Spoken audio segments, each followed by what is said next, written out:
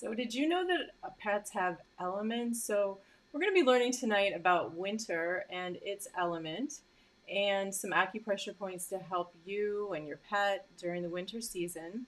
But first, really fast, I'm Angelo Webb, the Animal Intuitive.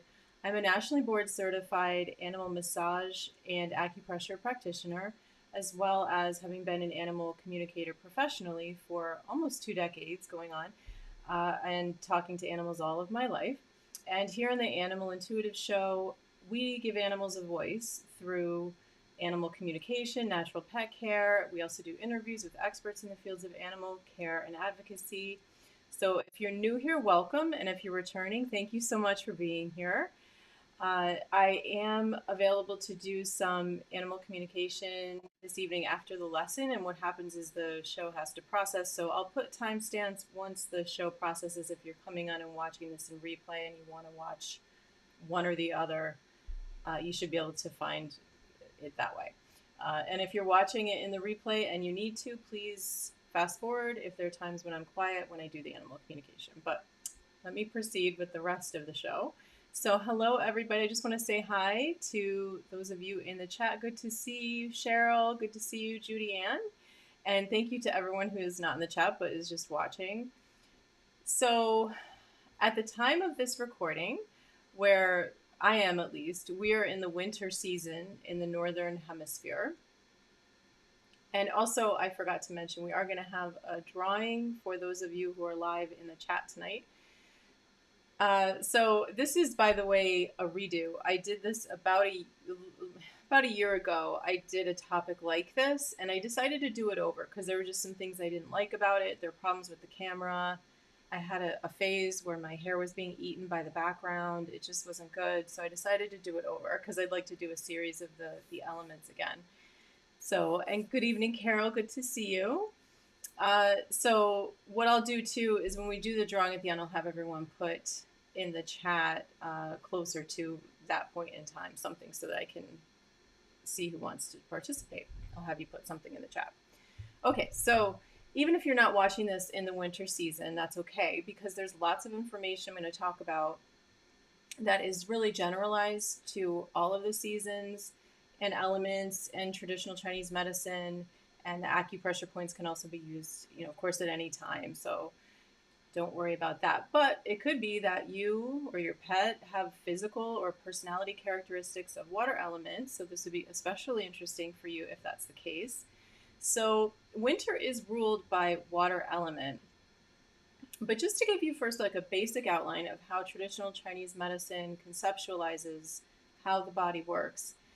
Animals have what's known as, in traditional Chinese medicine, it's thought of as meridian system.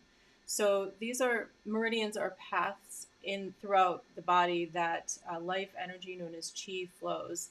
And the meridians can be thought of like energetic highways. The meridian system also uses the concept of yin and yang and refers to the flow of, again, this qi or life force energy and its relationship to the balance of yin and yang, or yin and yang, however you say it. So yin and yang, just to, if people aren't sure what that looks like, many people have seen the yin and yang symbols, but that's what that is. And you see the this principle in this image of duality that we can see in everything and everywhere. This, you can't have light without dark. You can't have hot without cold. Good health is believed in traditional Chinese medicine to come from a balance of yin and yang. And this balance of yin being this, it's considered the negative, dark, feminine energy, and that doesn't mean bad because it says negative. And yang, which is this positive, bright, masculine energy. So neither one is better than the other. It's just that they work together and work together in balance and flow in and out of each other. So altogether, there are 14 main meridians throughout the body. There is one that runs up the center of the body, the front of the body, and there's one that runs along the back, along the spine. And then there's 12 which are paired with the major organs of the body. And those run from head to toe along the rest of the body. These 12 are called, or known as, the organ meridians. And 6 of these organ meridians are considered yang or yang in nature, and 6 are considered yin in nature. The yin channels are located on the inner surfaces of the body, and the yang channels are considered to be located on the outer surfaces of the body. Sorry. Okay, so, and again, you see in the yin and yang, you've got the white with the black dot in the middle. So you've got part of each other. You've got the black with the white dot in the middle. So each meridian is that yin and yang pair. So that means that each yin organ, which would be the lung, heart, kidney, liver, and spleen, that's paired with its corresponding yang organ, which would be the large intestine, stomach, small intestine, bladder, gallbladder. So the energetic function of the main organs are characterized and associated with the 5 elements that we're going to be talking primarily about one of those. And the associated organs are paired with yin and yang. These paired organs go with the elements. Each paired organs, 2 organs have each an element that they go with. So we are going to be talking tonight about the water element, and that involves kidney and bladder. Okay. And sorry, I just want to back up a little bit. Oops. Move something. Hold on. Okay. Okay. So, but just to real quick go through the different elements that we won't be getting into in depth tonight, but there is the wood, that is liver, gallbladder, and that would be like the spring season. There is the fire element, which involves the heart and small intestine, and that's the summer. There's earth element, which is stomach and spleen, which is the late summer. There's metal element, which is in the fall, and that's lung and large intestine. And then we come to the winter, which is the water, which is kidney and bladder. And in addition, there's also the pericardium and triple heater. With the triple heater is it's not an actual organ that we might think about it, like something that we all think of in like science class, or it's something that's it's not a physical structure in traditional Chinese medicine. The 5 and the pericardium being the lining of the heart, so the protective lining of the heart. So the 5 element system is used to describe the energy movements. So the ascending energy is that the wood energy that I mentioned. So it's growing, it's stretching. The floating energy is that fire, which is that heat, bloom. The descending energy is metal. So that's descending, collecting. Sinking energy is the water, and the midline is the earth, which is the neutral and nurturing. So this energy continues to descend into the earth, where it meets with the water deep within the ground, and it's stored as potential. So during the winter, you think of it as like that energy being stored, and it's considered to be sinking in the winter season. And then it would come out in the spring. So that's considered to be in the depths below the surface. And the meridian system pair that is highlighted in the season of winter, as I mentioned, is again kidney and bladder meridian lines. So I want to reference something called the Inner Classic of the Yellow Emperor. And this book or documents contain some of the old, it's a gathering of information into a book, I guess you'd say, contains some of the oldest teachings about winter and its relationship to the kidneys. So the idea in the book, it has this basis in Taoist philosophy. The key to a long, healthy life is to follow the Tao, which is considered the natural way of the universe. There is an ancient treatise on health and disease said to have been, and this is an ancient treatise on health and disease, which is said to have been written by the famous Chinese emperor Huang Qi around 2600 BC. Huang Qi was given the title Yellow Emperor's Classic of Medicine, and the latest translations is a semi-mythical figure And the book probably dates from later, around 300 BC, and maybe a compilation of the writings of several authors. So whether its origin is of the book is proved to be very important as a reference work for practitioners of traditional Chinese medicine, even to this day. The book takes the form of a discussion between Huangqi and his physician, and Huangqi inquires about the nature of health, disease, and treatments. So he's told by his physician, during the winter months, all things in nature wither, hide, return home, and enter a resting period, just as lakes and rivers freeze and snow falls. This is a time when yin dominates yang. So that was that darker, I mentioned, energy. And it's also the color you might think of as blue or black. Therefore, one should refrain from overusing the yang energy, that more of that like forward up energy. Retire early. Get up with the sunrise, which is later in the winter. Desires and mental activity should be kept quiet and subdued, as if keeping a happy secret. Stay warm, avoid the cold, and keep the skin covered. Avoid sweating.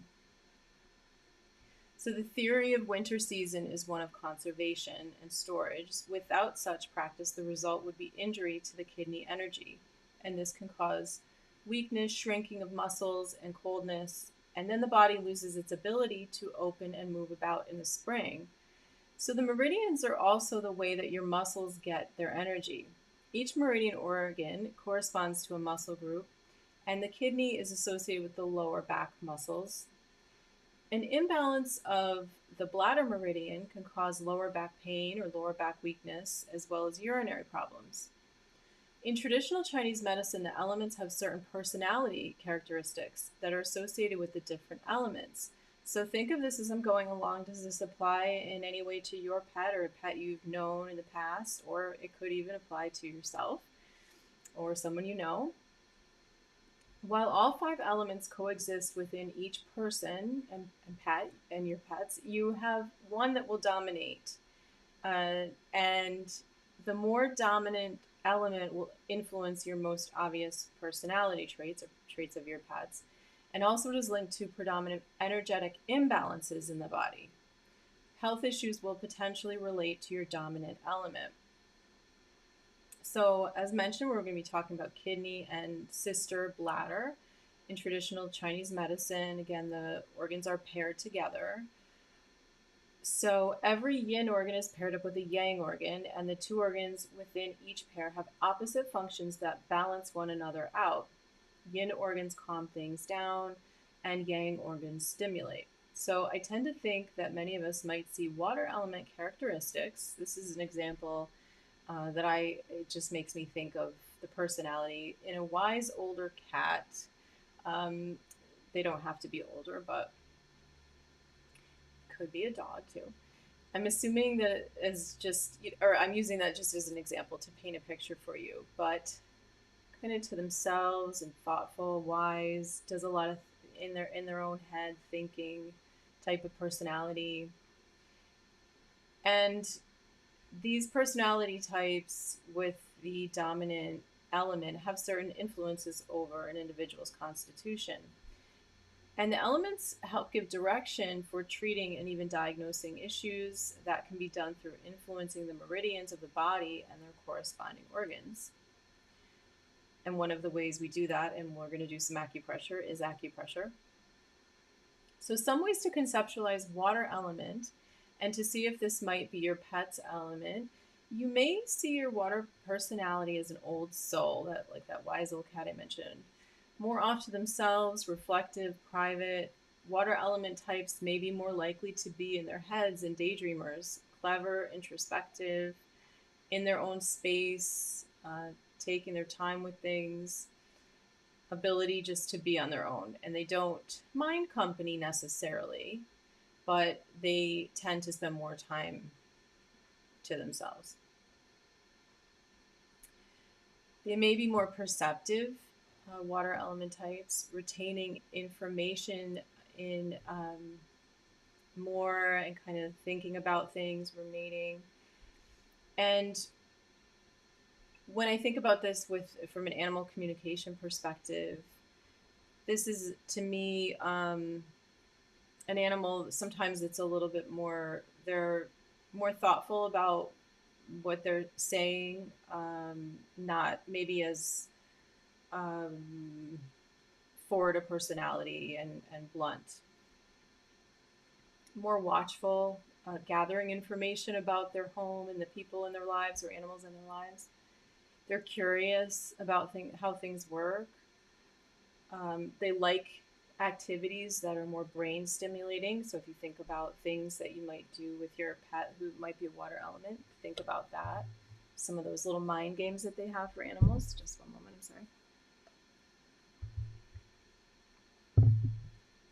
sorry. Gia's here. I don't think you can see her. Gia's not really, she's not a water element. She's about to knock the camera over too. So just sorry, everybody. If my husband's watching, he may have to come get Gia. This is the most active she's been in a while, right up to the screen, so I wasn't expecting this. Sweetie, you can come here. You want to say hi? Okay, no. So, some personality characteristics that could be more challenging with the water type would maybe be being a little bit more unforgiving, which can lead to difficulty or difficulty forming relationships. They may have resource protection issues, excessive or chronic anxiety also. They may seem also indecisive. Maybe wouldn't be the type to come out and ask for help. My husband's going to take her, I think, before we lose the entire show, because she's a beast. She's a large animal. There we go. Okay. So it's important to keep in mind where animal communication can be helpful. I think where I was here. When relating to an animal, thinking about their element type. So you could use, I just realized that I've had this other thing up here for a little while. I'll put myself back. There might be signs of imbalance, holding grudges, even jealousy, in addition to fear. So fear is one of the imbalance indicators with water element. They're more prone to fear and anxiety. So with kidney and bladder meridians and the water element, this would be something that you could work on through things like acupressure and animal communication, trying to better understand the animal and how they're experiencing things and try to help them with any fear or anxiety that they might have. It can also go the other way, where they can be completely lacking in any safety. Oh, sorry, fur on my face. Sorry, it's a hazard.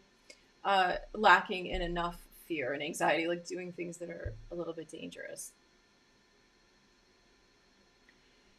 They can be very loyal when they do find others that they do connect with.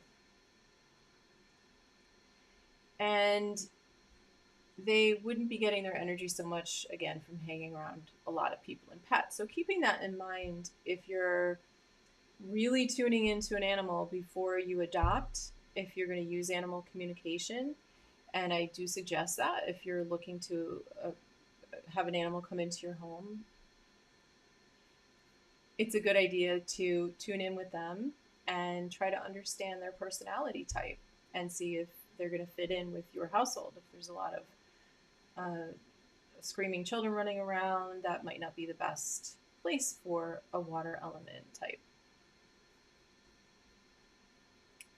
And by the way, if you do find anything that I'm talking about here today helpful, please do like and subscribe. I really do really appreciate it. It's very important to the show. And share it too. That always helps if you think of anybody who could benefit from this. Okay, so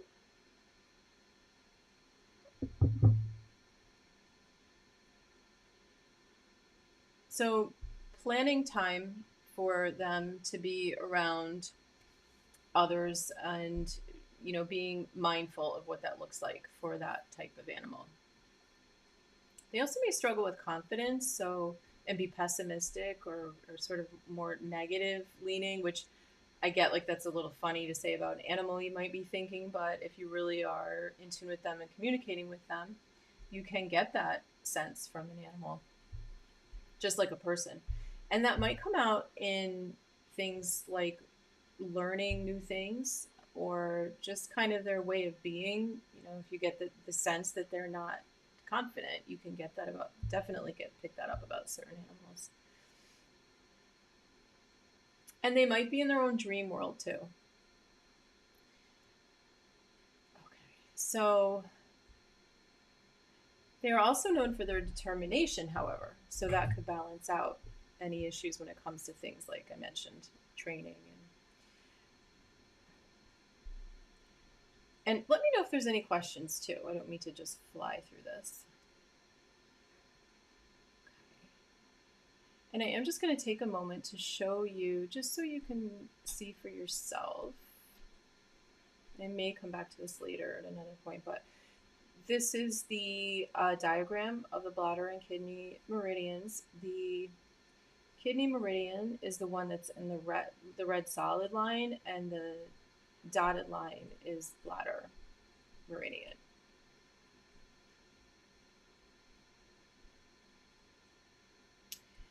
Okay. And the sensory organ, we would say, that is associated with bladder and kidney. So every paired meridian has sensory organs that they relate to, and this is ear. And also they are associated with bone and marrow. And in traditional Chinese medicine, there's a clock, and it's 3 to 5 o'clock is the time that gallbladder and kidney are considered to be at their strongest. So this would be a good time to do energy work on them, to do acupressure points, to work on those points. 3 to 5 is bladder. Let me start over. 3 to 5 p.m. is bladder meridian, and 5 to 7 p.m. is kidney. So those are the times when those two different meridians are at their strongest. Okay, so we can use all this information to help our pets. Like I mentioned a little bit with training, exercise too, thinking about that winter is ruled by this water element. It's the most nourishing and essential substance for life. The element stores much of people's reserves of energy, and that's why rest is crucial in the winter. And at this time of year, overwork and lack of sleep it can easily deplete the water element, and the kidneys especially. So keeping that in mind when it comes to doing a lot of activity outdoors in the cold, if you live especially in a really cold area. Animals are different than people, of course, so it may be a little bit different for a person than a dog that's just naturally built to be outdoors a lot of the time, like a very furry dog, like a husky. But it may be some of them. It may be time to just slow down for some of them, though, as far as that training. Especially outdoors. And this just depends on your dog, though. So you be in tune with your dog and observe them. If you have them outside and they really love it, I have a dog who Cheyenne does great outside. She thrives in that cold weather. So it just kind of depends on the animal. And you may want to just, for your own well-being, monitor how you're doing. If you're doing a lot of time outside with your animals, make sure you're doing okay and you're not getting too depleted if it's cold. So they also have more time to rest, animals, so usually. Now, some physical indicators of water element imbalance that you might see, and I talked about this a little bit before, but just to reiterate, so the bladder's physiological function is to remove water from the body in the form of urine, and to do this, the bladder uses qi, that energy, life force energy, and heat from its paired meridian, the kidney meridian. So signs of kidney meridian imbalance may show as panic attacks, anxiety, fear, bone and joint issues, dry mouth and fatigue, pain and weakness in the lower back. And let me just come back here. I always forget to put myself back. Okay. So yeah, signs of kidney imbalance can include, especially kidney imbalance can really be fear-based emotionally. If you have a pet that has a lot of fear, think about if their kidney meridian might be imbalanced or bladder meridian. Also back, hips, spine, poor memory, edema, which is like fluid swelling, hair loss, fatigue, inability to think clearly, respiratory issues, some more focused on the bladder specifically, lower back pain, bladder pain, vertigo if they're displaying issues. You know, you may not know if they're having that pain, but you might be able to determine that, suss it out. You know, are they sensitive to the touch? Are they, can you tell like a sort of stiffness back there? Urinary issues, so like urinary incontinence or infections. Also, vision issues. And again, I'm not sure if I said that, but with bladder too, fearfulness. So I'm going to show you 3 points to support our pets in the winter months. I do want to mention too that I am not a veterinarian, so anything that's going on with your pet, make sure that you have that checked out by a veterinarian. Don't just rely on a video like this for information, of course. And if you have any question about their health, you know, please refrain from doing anything I mentioned in this video. If you have any concerns. Okay, so let's see where we're going. Just see if there's any questions. No. And by the way, that bladder meridian is the longest of the body, and it begins at the eyes, travels over the head to the back of the neck, goes all the way down the sides of the spine, either side, to the sacrum, to the backs of the knees, down the calves, the ankles, to the outside of the little toe. So it's on either side, going along the spine, and then goes out. And acupuncture is a wonderful way to unclog the meridians. And also that can be combined, of course, with other things like herbal formulas. Of course, make sure you're going to, you know what you're doing with those things. Do your research or talk to a veterinarian who practices holistically. Proper dietary habits. These all work together to keep the body aligned and functioning properly. And it can be helpful first to practice these points on yourself before you do them on your pet, just something to think about. But in general, when we're doing acupressure or any sort of energy work, this is considered partly an energy work, sort of, there's a factor to it of energy work, definitely. Take a moment to get centered and grounded. And I've actually shown this point, conception vessel 24, which is right under the lower lip, above, like right between the pointy part of the chin and the lower lip, in this little like divot here. That's conception vessel 24. So I've talked about that in previous episodes, and it's a really good grounding point, and you could do that before you work on your pet. Just taking a few nice deep breaths. You know, just press on that point for however long you notice a shift. Usually we can sense a shift. Sometimes you'll just feel yourself take in like a deep breath and sigh when that energy has shifted. And that's also what we're going to be looking for when we do the points on the animals, is some kind of change in their energy, or they might lick their lips, they might yawn, they might stretch, they might roll over, they may just shake out, they may like kind of twitch a little bit, they may just sigh and relax into it. They may even get up and walk away. And sometimes that's because the point, they've sat with the point and you know they benefited from it, and then they're just like that. They're kind of done, so they walk away. Or you may notice that you're trying to do the point and they don't seem interested, so they walk away. Keep that in mind. It's okay. You don't have to force it. Maybe that's not the right time for it. So we want to be always respectful of the animal when we practice these points, when we use these points with them.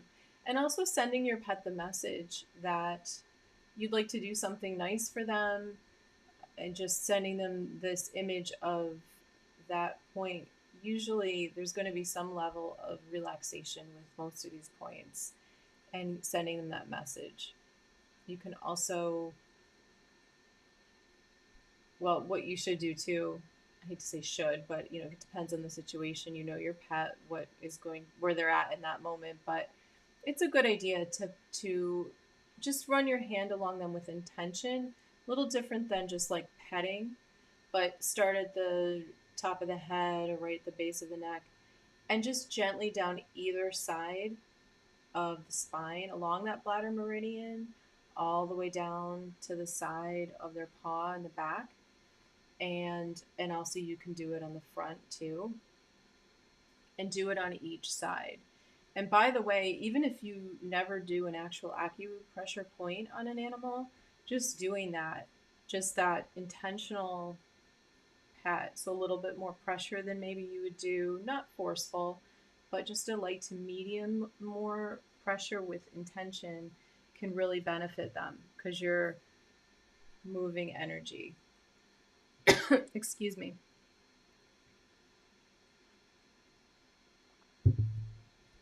And there's actually two I know as a practice that we can use, and I incorporate into the work that I do too, that I really like. It's kind of like a mixture of the massage and the acupressure, and it relates to that idea that I was just demonstrating. I'm so sorry.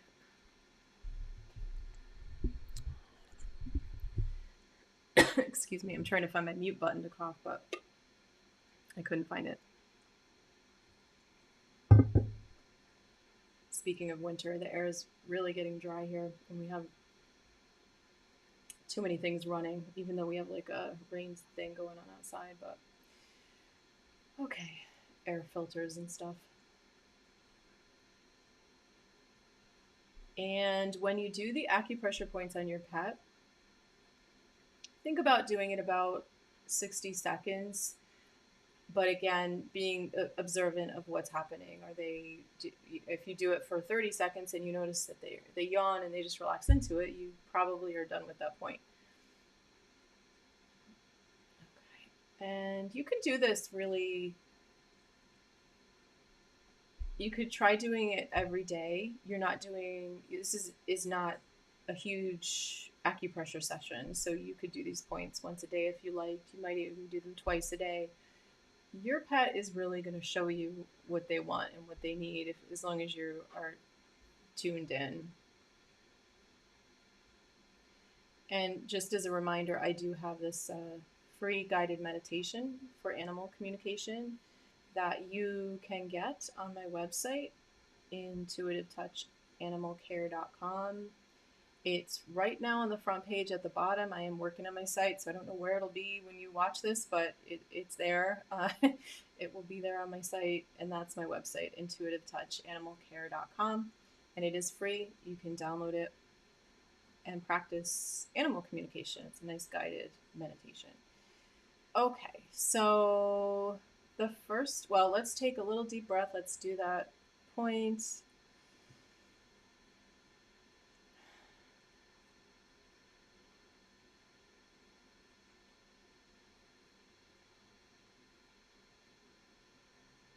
And also, just to mention, you can use things like essential oils. I have a free handbook on my website too. I don't have a picture of that, but it's a free essential oils handbook. There's an essential oils page on my website. You can get it there.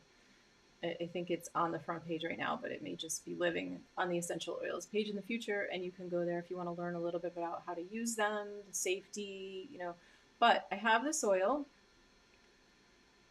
TOA, and this is the oil I'm going to be giving away today. Trying to get it to be shown. It's Young Living, and it's made for pets. And again, it's called TOA. And this is a great point for kidney and bladder. So I might use something like this, put a little drop and swirl it around, and very relaxing, very grounding, and you can use that with your animal too. Okay, so let's do the first point. Okay, this is kidney 1. Okay, so as mentioned, the kidney meridian starts way down on the bottom of the paw pad, that middle big paw pad there. So I have the little diagram over here on the right, and then the one on the actual animal, kitty cat. And that's kidney 1, Yang Guan, and it is the translation in English would be gushing spring or bubbling spring. And I always think it's interesting to think about where they got these names. You know, think about the bottom of the paw pad bubbling up, that energy.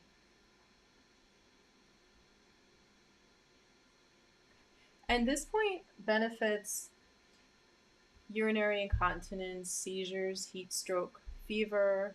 It can revive consciousness. It tonifies the kidneys, the kidney essence, the kidneys, the kidney essence. They're all connected, and enriches yin.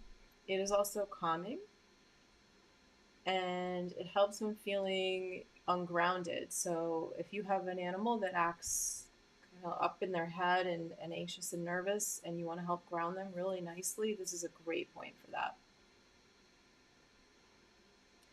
And there was actually a study done. This point proved its potency on consciousness. There was a 2010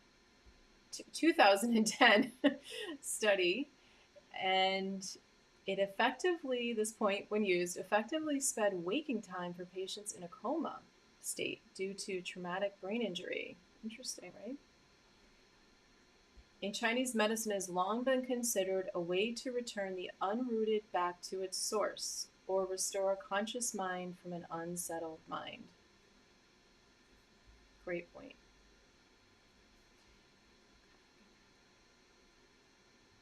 Our next point is kidney 3, Tai Chi. I'm not saying it right. Hold on. I have to think before I say it. Tai Chi. It's not she, it's si. Like the corners of your mouth spread out, spread your lips out, and you press behind your lower teeth. I have to practice these things. I do not know Chinese. I just learn them as I'm going along with the point. So it's also known as Great Stream. Well, that's the English translation, is Great Stream. Okay. And this is a powerful, what's considered called a source point on the kidney meridian. And it helps reconnect to our original chi, that deep reserve of energy I mentioned that we're born with, source chi. And that's that sort of energy reservoir for life. It's thought about in traditional Chinese medicine that life source energy, you're born with this much of it. And as you go through life, it depletes until it's sort of burnt out, gone. The wonder of this point is it can restore us to releasing our potential in the universe and connect us with the qualities of water element, that courage, will, determination, perseverance through the harsh winter weather. And to locate that point, it is behind the inner ankle bone. Medial is medial inner. So you see that purple dot there on this doggy. Find the tip of the ankle and move the finger backwards, so the inner ankle, and move the finger backwards until you're in the deep hollow between the ankle bone and the Achilles tendon. Just feel for like a soft, tender spot. You'll feel it. And gently hold. And it's always nice when you're working on one point to have the other hand somewhere on the body, just for connection and grounding in the animal. But when you're working on a point like that, just, make sure that's supported. You're not and you're not pressing too hard without any kind of support. And you don't want to press too hard anyway, but you want to support that leg, or make sure it's supported when you're doing that from either underneath, like this dog is lying there, or if they're standing, let's say, you want to have the other hand. I'm right-handed, so my left hand would be on the outside of that area, of the other side of the ankle. What we really think of as the ankle on the outside. And our final point is bladder 1, speaking of husky.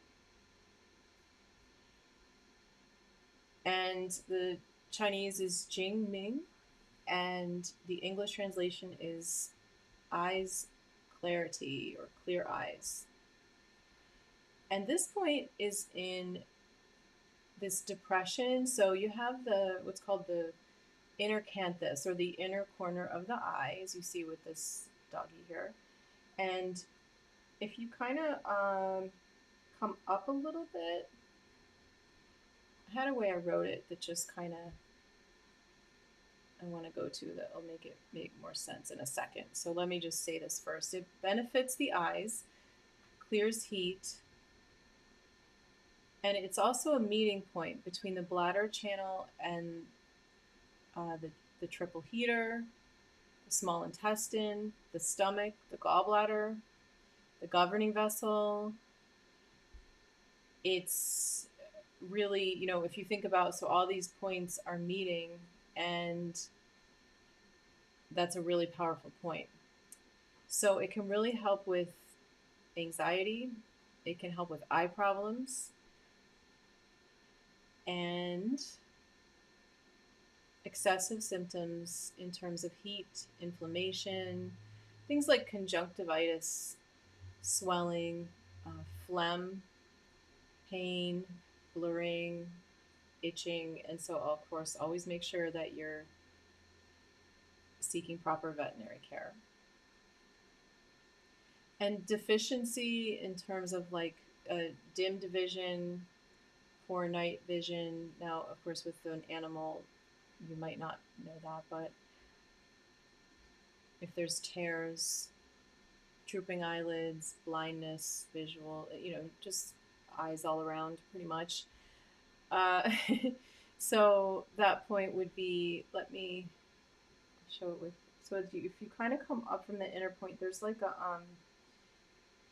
a depression you can feel. So you're not like jamming into the corner of the actual eye. If you come out from the eye and just slightly go up, I'll bring myself up on the screen here to show you. See if I can show it to you better. So you see there's like a divot, sort of. It's really hard to show this. Let me see if I show my pinky. That is that point. So you, of course, be careful there. And you're probably going to want to be gently with the other hand holding that.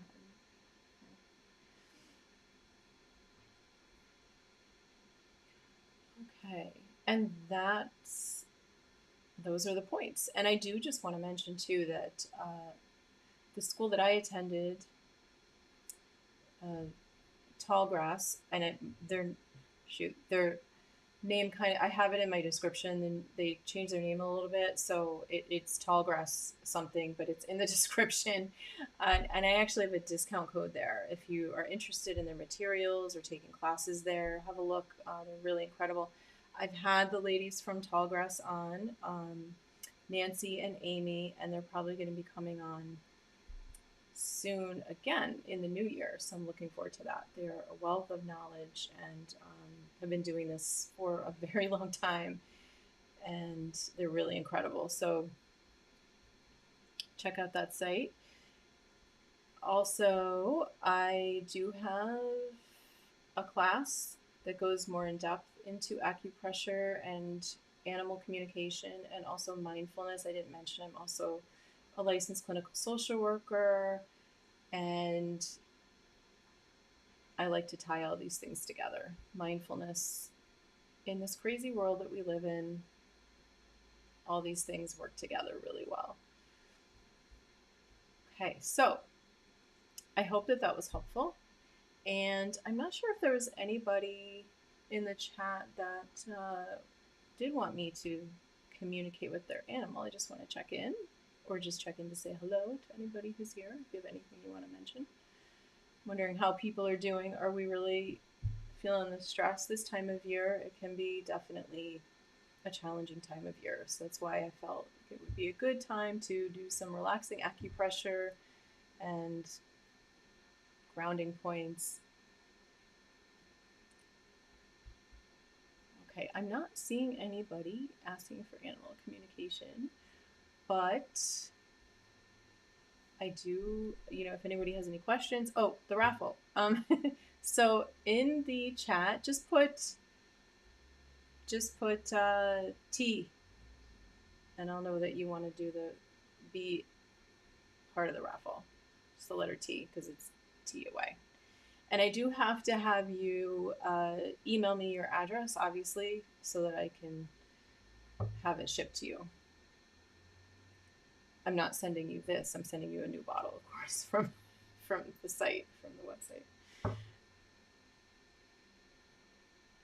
Is anybody wanting to participate? I'm wondering if people have faded out, and maybe you were doing some acupressure and I've lost you.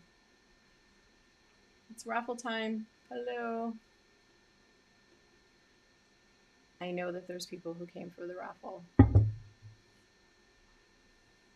If nobody says anything, I'm going to have to do this as like a post thing in the comment section.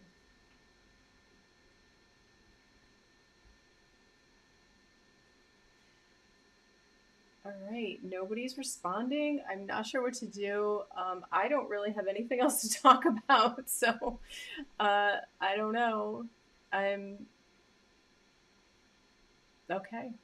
Well, if people are interested in the raffle, I will keep it open for, let me see, it's, Thursday night. So I'll just keep this open for like 24 hours, and then I'll take a look back over the weekend and see. Well, I guess, let me see.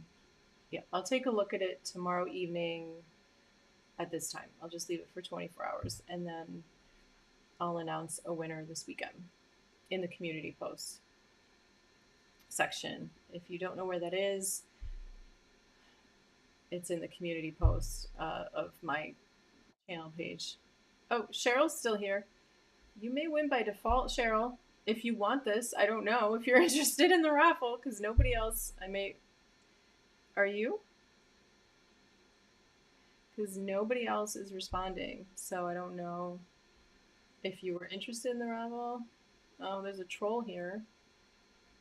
Let's see, let's ban the troll. Okay. Nope, too late, troll, you're already banned. Or it's more a bot, I wouldn't say it's a troll. I know we're on a delay, so I'm waiting to see if Cheryl... Cheryl, did you want to be entered in the raffle? I'll take it.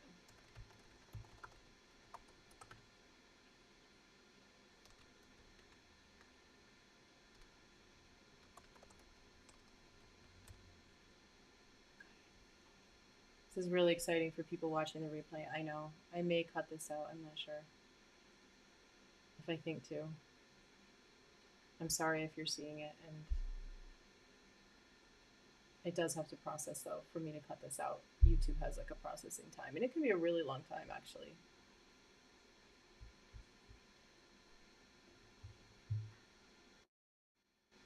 Okay, well, Cheryl, you are the winner.